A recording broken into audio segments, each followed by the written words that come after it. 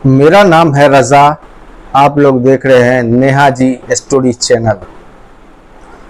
दोस्तों, एक मजदूर था, बहुत ज़्यादा ही ईमानदार था और वो जितना ही ईमानदार था उतना ही ज़्यादा बेवकूफ़ भी था।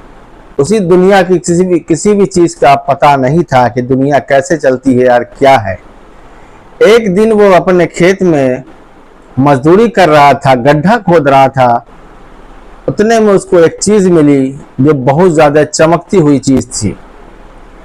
जब वो आदमी उस चीज को देखा तो उसको उठा लिया और उठा लेने के बाद उसको अपने गधे के गर्दन में बांध दिया। वो चीज बहुत ज्यादा ही चमक रही थी। जब वो वहां से एक गांव से गुजर रहा था तो एक दुकानदार की नजर उस पर पड़ गई। तो उस दुकानदार ने उस गधे वाले से पूछा कि भाई, ये क्या चीज है जो आपके गधे के गर्दन में लटकी हुई है? तो उस आदमी ने कहा कि भाई, ये तो कुछ है, पत्थर है जो मैं गड्ढा खोद रहा था उस वक्त मुझे मिला, जो वो बहुत चमक रही है। तो दुकानदार ने कहा, क्या इसको बेचोगे? तो उस आदमी ने कहा, हाँ बेचूंगा। कितने लोगे? तो इस आदमी ने कहा कि हाँ 50 रुपए लूंगा। तो दुकानदार उसको 50 रुपया देकर वो सामान, वो पत्थर खरीद लेता है और खरीद लेने के बाद वो पत्थर को क्या करता है कि अपने तराजू में लटका देता है। और उस दुकानदार को भी हकीकत में मालूम नहीं था कि वो चीज क्या है, लेकिन वो चमक रहा था इसलिए दुकानदार ने खरीद लिया। एक दिन ऐसा हुआ कि उस दुकानदार के पास एक सोनार आया कुछ सामान लेने के लिए। जैसे ही सोनार ने देखा कि उसके तराजू में कुछ चीज चमक रही है तो वो सोनार तुरंत पहचान गया, अरे ये तो बहुत कीमती हीरा है। उसने दुकानदार से पूछा कि आपके पास कहाँ से आया है? तो उन्होंने बताया कि मैंने एक गधे वाले से खरीदा है 50 रुपए में। तो उस सोनार ने कहा, एक काम करो, ये हाथ मुझे दे दो। तो दुकानदार ने कहा कि एक काम करो, मैंने 50 रुपए में इसको खरीदा है, आपको अगर चाहिए तो आप 100 रुपए दो और मैं आपको दे देता हूँ। लेकिन सुनार बहुत ज्यादा ही कंजूस था। वो सोचा, उसने बोला दुकानदार को, नहीं 100 रुपए तो नहीं दूंगा, आपको 80 रुपया दूंगा। दुकानदार ने बोला, नहीं 80 रुपए में मैं ये पत्थर आपको नहीं देने वाला। जब सौदा नहीं हो पाया तो सुनार वहां से चला गया। सुनार मन ही मन में सोच रहा था कि आज 80 रुपए में इसका तोड़ा हूं हीरे को का दाम, कल 90 रुपए में मैं इसको खरीद लूंगा 10 रुपए बढ़ा करके।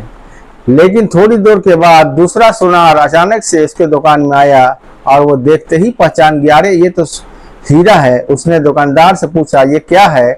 तो दुकानदार ने कहा कि अरे ये मैंने गधे वाले से 50 रुपए में खरीदा है। तो सुनार ने कहा, बेचोगे? उसने कहा, हाँ बेचूंगा, अगर आपके पास 100 रुपए है तो आप 100 रुपए दे दो, मैं आपको 100 रुपए में ये पत्थर दे देता हूँ।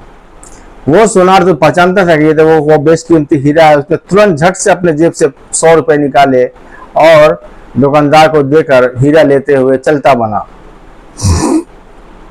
अगले दिन ऐसा हुआ कि वो पहले वाला सोनार जो था दोबारा से दुकानदार के पास आया और जैसे ही उसने तराजू पर देखा तो वो हीरा नहीं था, गायब था। उसने तुरंत दुकानदार से पूछा, अरे आपके इस पर तो एक पत्थर लटक रहा था तराजू पर, वो आज नहीं दिख रहा है। तो उस दुकानदार ने बताया कि आपके जाने के बाद कल एक और आदमी आया था, उसने मुझसे 100 रुपए में खरीद लिया।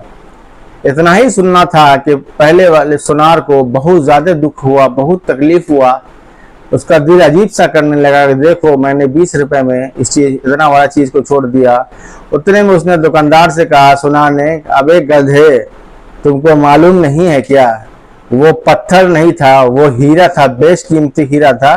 वो हजारों का नहीं, लाखों रुपए का हीरा था जो तुमने सिर्फ 100 रुपए में बेच दिया।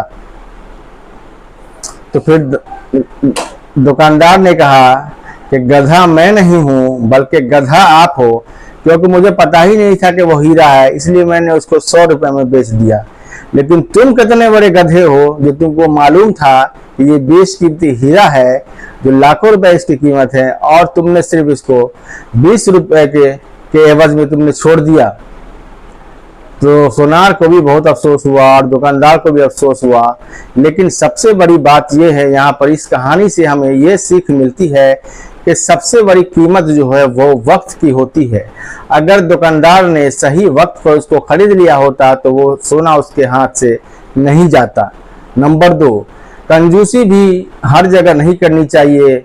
कुछ जगह पर कंजूसी नहीं करनी चाहिए। कंजूसी करने वाले का भी अंजाम बुरा होता है। देखिए, कंजूसी के चक्कर में 20 रुपए, कंजूसी के चक्कर में लाखों रुपए का हीरा इसके हाथ से चला गया। और तीसरा होता है वक्त। वक्त कीमत है। अगर सही वक्त पर आपको सही सामान मिल रहा है, कुछ करने को मिल रहा है, तो आपको उसी वक्त पर कर लेना चाहिए।